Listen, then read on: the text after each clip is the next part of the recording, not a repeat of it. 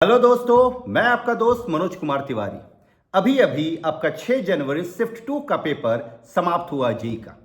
जो भी स्टूडेंट से मेरे को फीडबैक मिला है, जिस भी स्टूडेंट से बात किए हैं, फिजिक्स केमिस्ट्री और मैथ्स का जो फीडबैक मिला है, जो क्वेश्चन मेरे को पता चला है, उसके बेसिस पे हम इस वीडियो में सबसे पहले पेपर का एनालिसिस करेंगे कि पेपर कैसा था, कौन सा पेपर टफ था, कौन सा पेपर आसान था।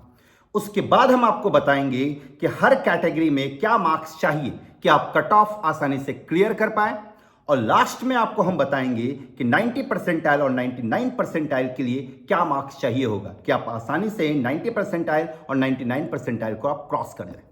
तो सबसे पहले हम बात करते हैं पेपर का कि पेपर कैसा था। तो पेपर केमिस्ट्री का बहुत आसान था। केमिस्ट्री और फिजिक्स, हालांकि केमिस्ट्री का आसान क्या, केमिस्ट्री और फिजिक्स का पेपर एक लेवल का था और दोनों आसान था। याद रखें, जो भी स्टूडेंट बेसिक टाइप की चीजों को किए हैं, जो भी स्टूडेंट एनसीईआरटी को अच्छे से करके गए हैं और थ्योरी थोड़ा पढ़ के गए हैं बढ़िया से, वो आसानी से फिजिक्स और केमिस्ट्री के क्वेश्चन को लगा सकते हैं। 70% 75% क्वेश्चन बहुत आसानी से लगा सकते हैं। याद रखें, फ्लूइड मैकेनिक्स वगैरह का क्वेश्चन बहुत आसान पूछ रहा, बहुत आसान। काइनेमेटिक्स वगैरह का जो क्वेश्चन पूछा वो डायरेक्ट क्वेश्चन है, जिसको बेसिक भी पता है काइनेमेटिक्स वगैरह के बारे में, वो बहुत आसानी से कर सकते हैं। इनऑर्गेनिक का भी क्वेश्चन डायरेक्ट क्वेश्चन था, डायरेक्ट जो उस टॉपिक को पढ़ के गए हैं उसको वो आसानी से लगा सकते हैं। अब हम अगर बात करें मैथ्स में, तो मैथ्स का पेपर टफ, हमेशा टफ आ रहा है इस साल। फर्स्ट मतलब जनवरी वाले शिफ्ट में भी वही सिचुएशन था, अप्रैल वाले शिफ्ट में भी सेम सिचुएशन है। और टफ के पीछे बस उसका लेंदी होना, ऐसा नहीं है कि बहुत ज्यादा कंसेप्चुअल आ रहा है, ऐसा नहीं है। हाँ, कुछ परसेंट ऑफ क्वेश्चन ट्रिकी आ रहा है। 4-5 क्वेश्चन को आप कह सकते हैं कि ट्रिकी क्वेश्चन था, जिसके लिए आपको उस टाइप के प्रॉब्लम, पर्टिकुलर उस टाइप के प्रॉब्लम को बनाया। और जो भी स्टूडेंट पीवाईक्यू वगैरह बनाए हैं उसको मैथ्स में ज़्यादा दिक्कत नहीं आएगा, ये भी याद रखें। इसलिए हम शुरू से कह रहे थे कि पीवाईक्यू बनाएं। पीवाईक्यू मतलब जैसा जनवरी सेशन का पेपर था, जो लेवल का, वही लेवल का मैथ्स का पेपर था और वैसा ही कंसेप्ट पे आ रहा। जैसे 3D वगैरह का क्वेश्चन आसान पूछ रहा है, जिसको स्टूडेंट बहुत आसानी से कर सकते हैं। तो 3D वेक्टर ये बहुत इंपॉर्टेंट है, इसको जरूर अच्छे से करें। कैलकुलस वगैरह का जो पेपर क्वेश्चन आ रहा है वो थोड़ा टफ आ रहा है, कुछ क्वेश्चंस आसान भी आ रहा है, बट कुछ क्वेश्चंस टफ आ रहा है। टफ इसलिए क्योंकि उसको बनाने में थोड़ा टाइम लग रहा है। तो ये था आपका पेपर एनालिसिस। अब अगर हम बात करें कि क्या मार्क्स होना चाहिए सेफ जोन में जाने के लिए, मतलब कट ऑफ क्लियर करने के लिए हर कैटेगरी का, तो सबसे पहले अगर हम बात करें कॉमन मेरिट लिस्ट में आने के लिए, तो कॉमन मेरिट लिस्ट में आने के लिए आपको 90 से 96 मार्क्स चाहिए। मतलब जनरल वाले अगर आप 96 मार्क्स ले आते हैं तो आप 100% कट ऑफ को क्लियर कर जाएंगे।